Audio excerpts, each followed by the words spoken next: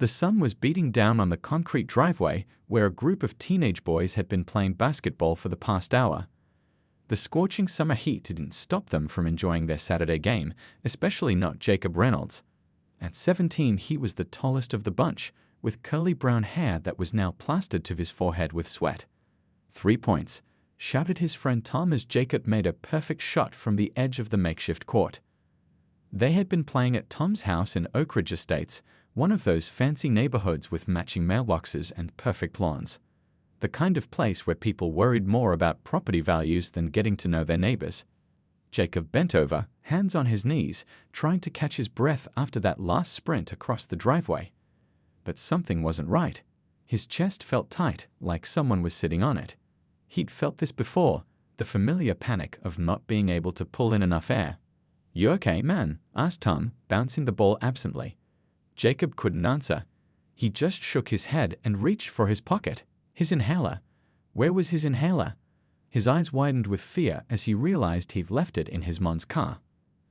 I need help," he managed between gasps before his knees buckled. "Jacob," Tom yelled, dropping the basketball that bounced away forgotten. The other boys gathered around as Jacob fell to the concrete, his lips starting to turn a scary shade of blue. "Call 911, shouted Tom's older brother Ryan, who'd come outside when he heard the commotion. "He's having an asthma attack, a bad one." Ryan knew what was happening because his cousin had asthma too.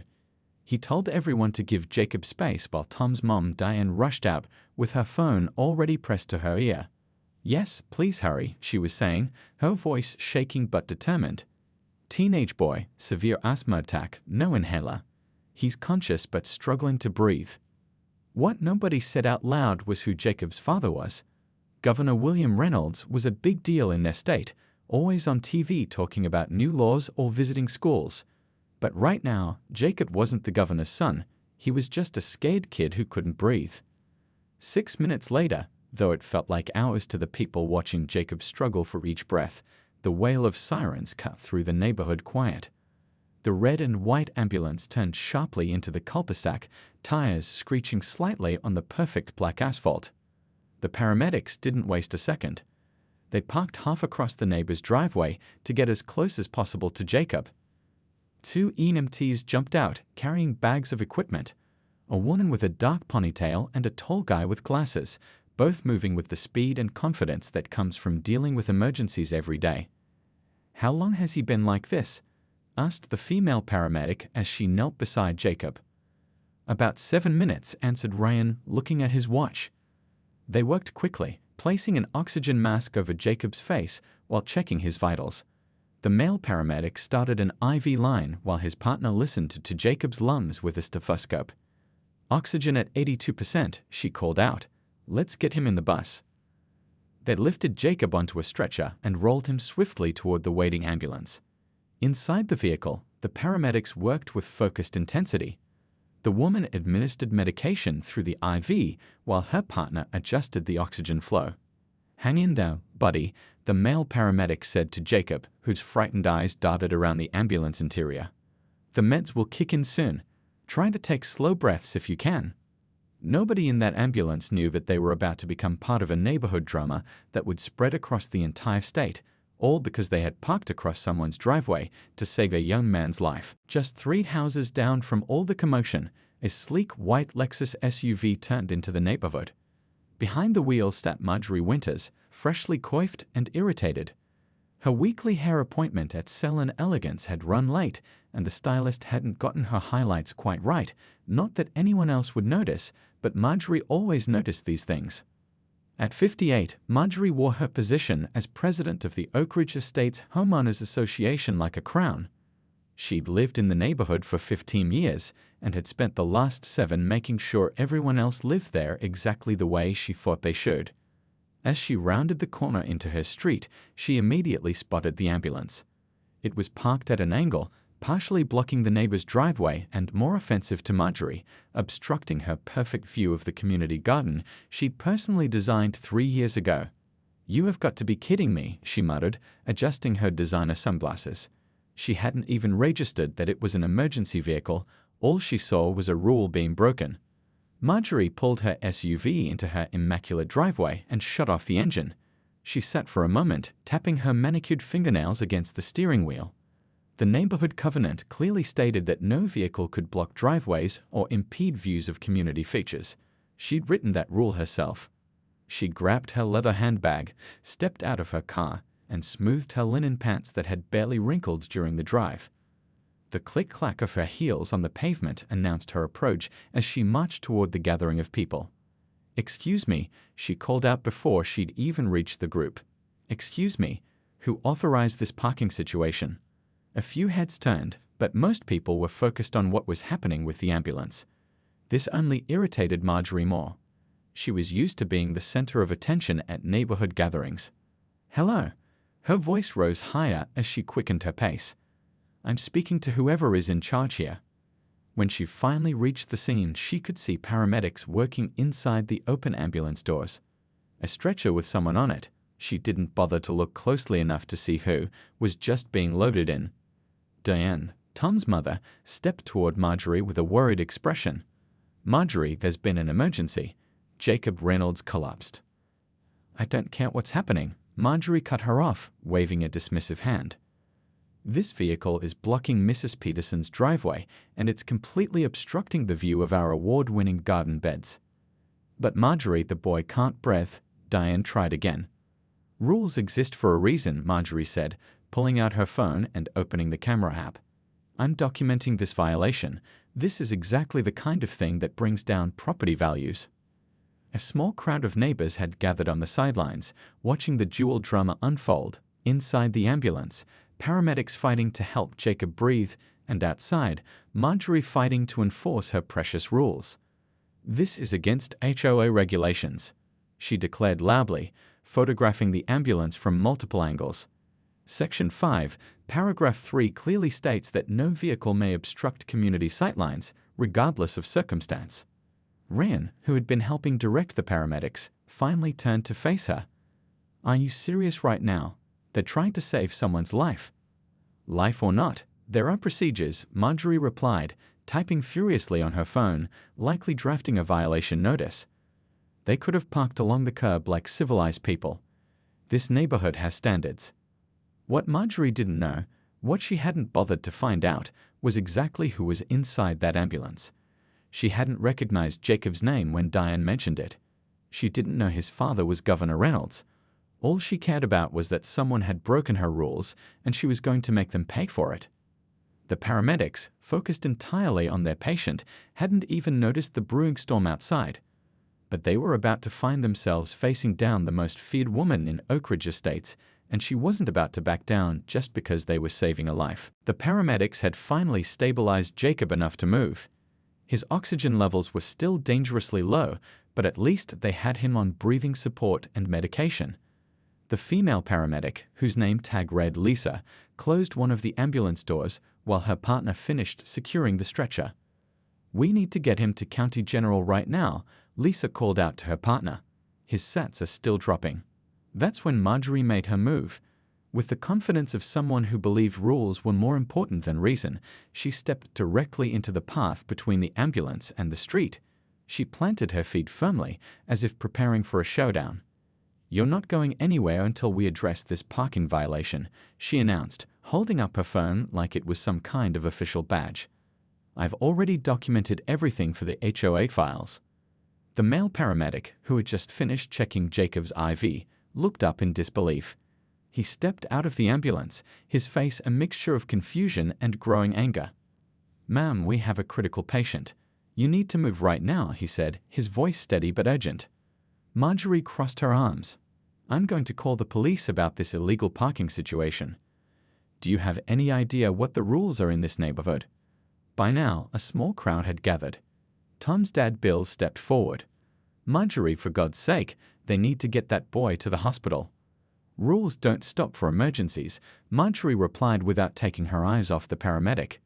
"If we let this slide, next thing you know we'll have delivery trucks blocking driveways and landscapers leaving equipment everywhere." The male paramedic took a deep breath. "My name is Dave Wilson. I'm the lead paramedic on this call, and I'm telling you that we have a minor in respiratory distress." Every minute we delay could cause permanent damage. Well, Dave, Marjorie said, emphasizing his name like it was something distasteful, I'm Marjorie Winters, president of the Oak Ridge Estates Homeowners Association, and I'm telling you that no one is above our community guidelines. Inside the ambulance, Jacob's monitor began beeping more rapidly. Lisa called out, Dave, we need to go now. Dave tried once more. Ma'am, please. This is a teenage boy who can't breathe. We need to get him to the hospital immediately. And who exactly is this boy that he gets special treatment? Marjorie demanded, not budging an inch. I'm going to issue a fine to whoever owns the house where this ambulance was called. We have procedures for emergency vehicles that need to be followed. The crowd of neighbors was growing larger. Some had their phones out, recording the unbelievable scene unfolding before them. Mrs. Peterson, whose driveway was partially blocked, pushed through the onlookers. Marjorie, I don't care about my driveway. Let them through, she shouted, her usual quiet demeanor completely gone. But Marjorie just waved her off. This isn't about your driveway, Helen. This is about maintaining the standards of our community. If we let this slide, what's next? Dave looked at his watch, then back at the ambulance where his partner was still working on Jacob. Every second counted now. He stepped closer to Marjorie, his voice low and intense. I don't know how to make this any clearer. There is a child fighting for breath in that ambulance. If anything happens to him because of this delay, I will personally make sure that every news outlet in this state knows exactly who was responsible. Are you threatening me? Marjorie gasped, clutching her designer handbag tighter. I'm stating facts, Dave replied. Now move aside, or I'll have to call for police assistance myself. The tension in the air was thick enough to cut with a knife. Neighbors whispered among themselves, some shaking their heads in disbelief, others openly glaring at Marjorie. No one had ever directly challenged her authority in the neighborhood before. And still the clock ticked on. Inside the ambulance, Jacob's lips were turning blue again despite the oxygen mask. And outside, Marjorie Winters stood firm, a human roadblock wrapped in designer clothes and self-importance, completely oblivious to the life hanging in the balance just a few feet away. The standoff had reached its breaking point. Dave, the paramedic, had his radio in hand, ready to call for police backup. Marjorie still stood firmly in the ambulance's path, her chin raised defiantly. The crowd of neighbors had grown to nearly 20 people, most of them recording the scene on their phones. Last chance, Dave warned, his finger hovering over the radio button. Move aside now. Before Marjorie could respond, the sound of tires screeching on pavement drew everyone's attention. A black SUV with tinted windows pulled up at the edge of the gathering. The driver's door flew open, and out stepped a man in his late 40s wearing khakis and a light blue button-up shirt with the sleeves rolled to his elbows. His tie was loosened, and his face was tight with worry. Two men in dark suits exited the vehicle behind him, scanning the crowd with professional alertness. That's, someone in the crowd gasped. Where's my son? The man called out, striding quickly toward the ambulance. Where's Jacob? The crowd parted like water. Even Marjorie took a small step back, momentarily confused by the newcomer's commanding presence. Governor Reynolds, Dave acknowledged with visible relief. Your son is in the ambulance. We need to transport him immediately. He's having a severe asthma attack. Marjorie's mouth fell open. Governor William Reynolds. Here. And did he say son? The governor glanced at the crowd, then at Marjorie standing directly in the ambulance's path. His security detail moved closer, ready to clear any obstacles. What's the holdup? He asked Dave, his voice sharp with concern. Dave didn't mince words. This lady is blocking our exit. She says we violated HOA parking rules. Governor Reynolds turned to face Marjorie directly. The look on his face wasn't angry, it was something worse. It was the look of a parent whose child was in danger, confronting the person standing between life and safety. Ma'am, he said quietly, my son is in that ambulance fighting for his breath. Please step aside. The color drained from Marjorie's face as the full reality of the situation crashed down on her. This wasn't just any teenager. This was Jacob Reynolds, the governor's son. The same governor who had recently been featured on the cover of State magazine as the most influential man in politics. the same governor whose wife regularly hosted charity galas that Marjorie had tried and failed to get invited to for years. I didn't know, she stammered, suddenly aware of all the phone cameras pointed in her direction. I was just trying to enforce the rules. The governor didn't raise his voice. He didn't have to. The rule you should be enforcing right now is common decency. My son needs a hospital. A collective ooh rippled through the crowd. Someone whispered, she's done for. Another neighbor muttered, can't wait to post this. Marjorie's face flushed crimson. She clutched her designer bag to her chest like a shield and stepped aside, nearly tripping over her own heels in the process. Of course, Governor. I'm so sorry. I had no idea it was your son, she babbled. If I had known who was inside. It shouldn't matter who's inside. The governor cut her off, his voice tight with controlled emotion. It could be anyone's child.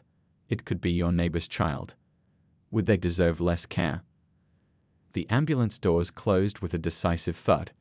Lisa, the female paramedic, jumped into the driver's seat while Dave quickly climbed into the back with Jacob. I'll follow you to the hospital, the governor called to them, then turned to one of his security detail. Frank, get the car.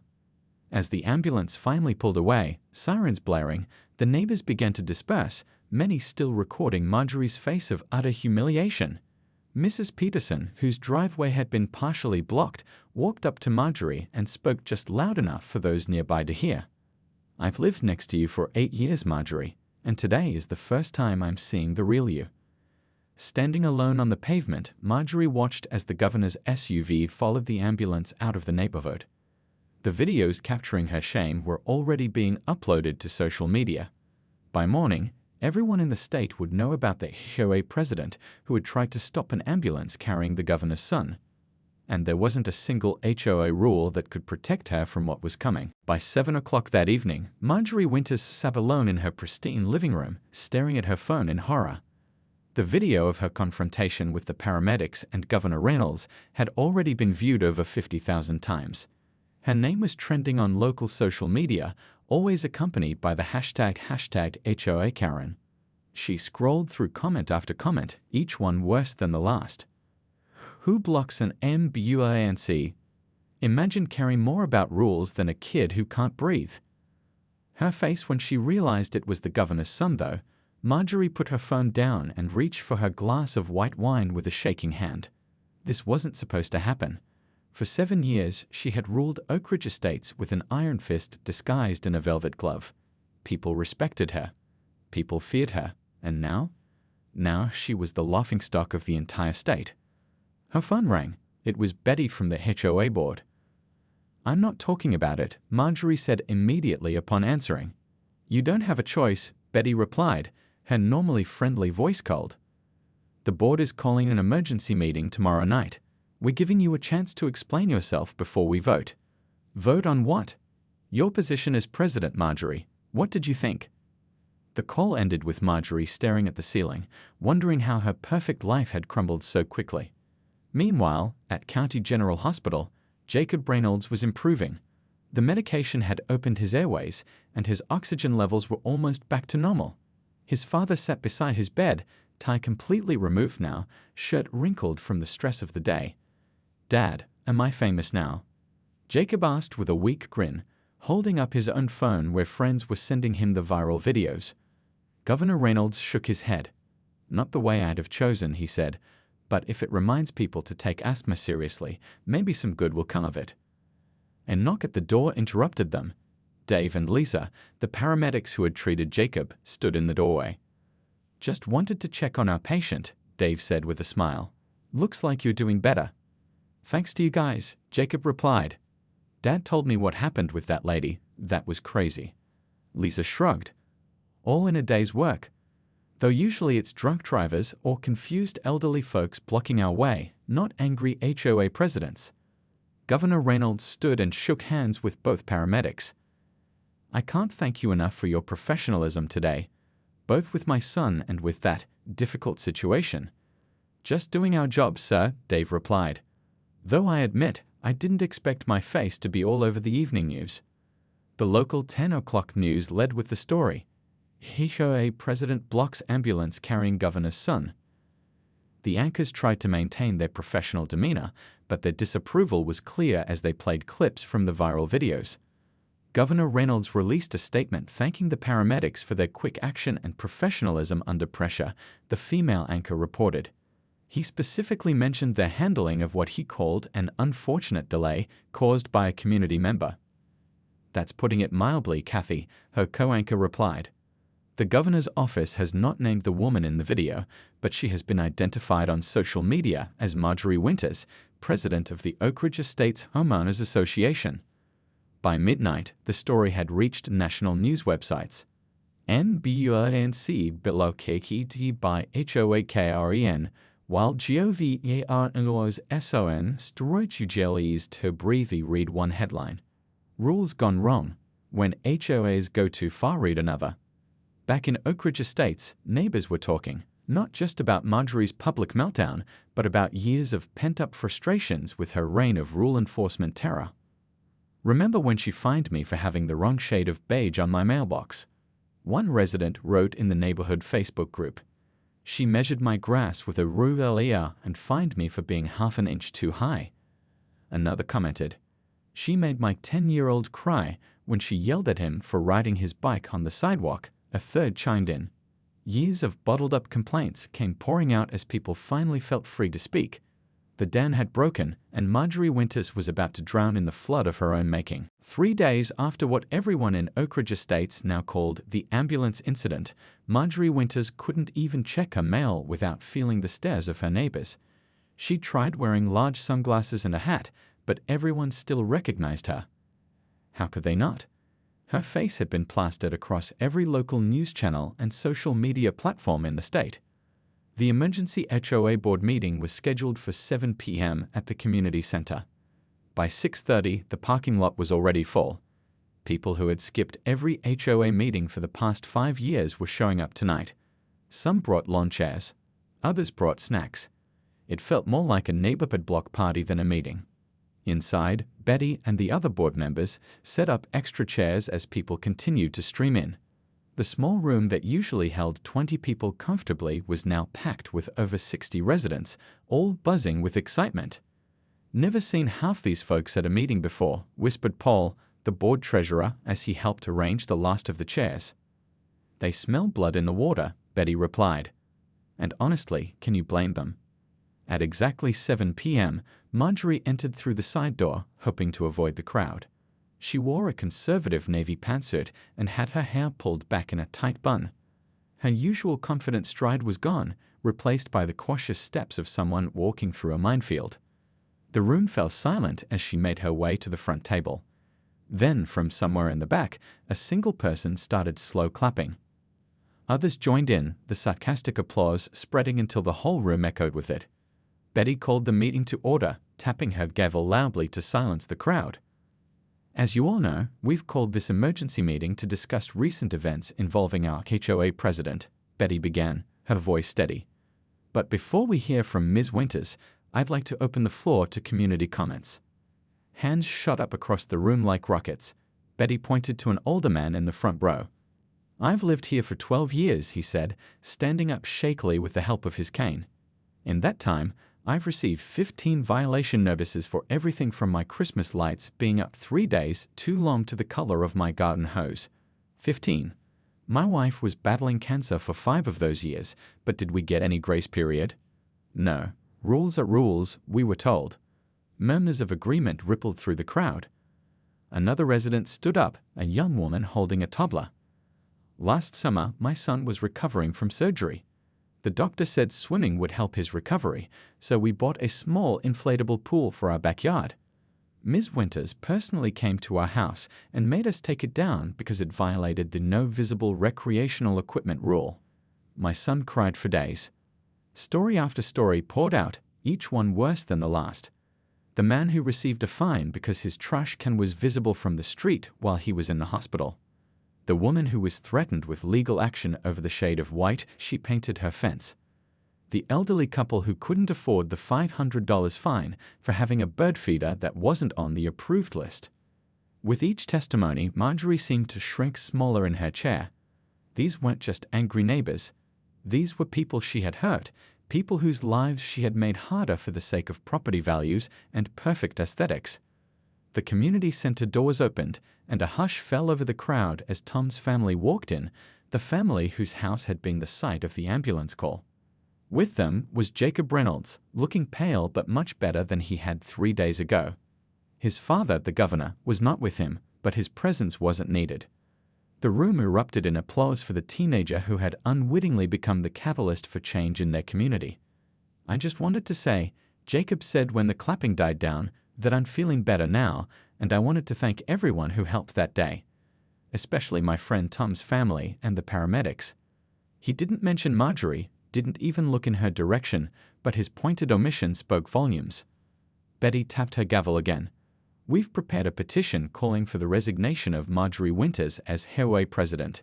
It currently has signatures from 87% of Oak Ridge Estates residents. Ms. Winters, would you like to respond before we take this to a vote?" 3 weeks after the ambulance incident, the community center was packed again. This time, though, the mood was different. There were no angry whispers, no phones ready to record a meltdown. Instead, there was a cautious curiosity as people settled into their seats.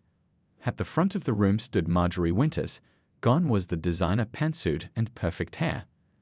Today she wore simple slacks and a blue sweater. Her hair was pulled back in a casual ponytail, and she wore minimal makeup. She looked smaller somehow, more human. "Thank you all for coming," she began, her voice lacking its usual sharp edge. "I know most of you probably came to see if I cry." A nervous laugh rippled through the crowd. "Well, I might. But first, I need to say some things that are long overdue." She took a deep breath, hands gripping the podium. 3 weeks ago, I stood in the way of an ambulance because I thought rules were more important than people. I'd had a lot of time to think about why I did that, why I've been the way I've been for so long. The room was completely silent now. Even the usual shuffling and coughing had stopped. The truth is, when my husband left me 8 years ago, this neighborhood became everything to me. I poured all my energy into making it perfect, because if it was perfect, then maybe my life wouldn't feel so empty. A few sympathetic murmurs rose from the audience. "That's not an excuse," Marjorie continued quickly. "Just context. What I did was inexcusable. I put a young man's life at risk because I was obsessed with rules that, honestly, don't matter that much in the big picture." She pulled a folded paper from her pocket. "I'm officially resigning from the HOA board, effective immediately. Betty has agreed to step in as interim president until proper elections can be held." The crowd broke into applause, and Marjorie waited for it to die down before continuing. "But that's not all I wanted to tell you. For the past 2 weeks, I've been volunteering at County General Hospital, the same hospital where Jacob Reynolds was treated. I've been pushing wheelchairs, delivering flowers, helping families find their way around.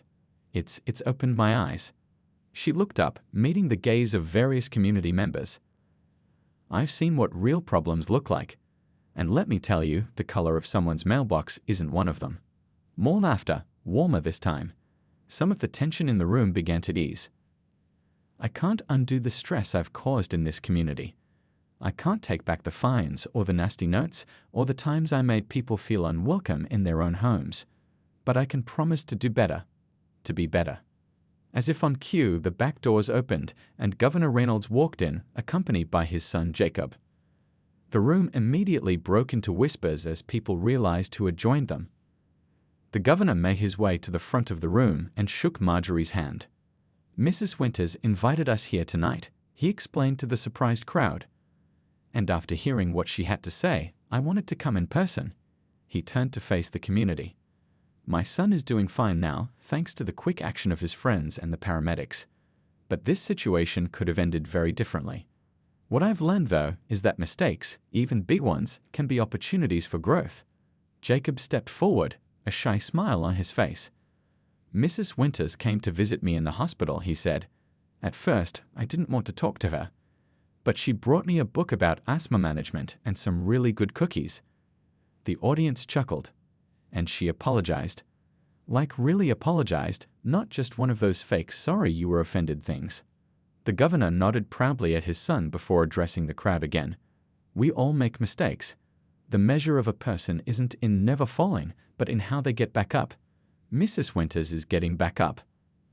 After the governor and Jacob took their seats, Betty stepped up to the podium. Tonight, we're voting in a new HOA board. And we're also voting on something else, a complete revision of our community guidelines. We're calling it the People First Initiative.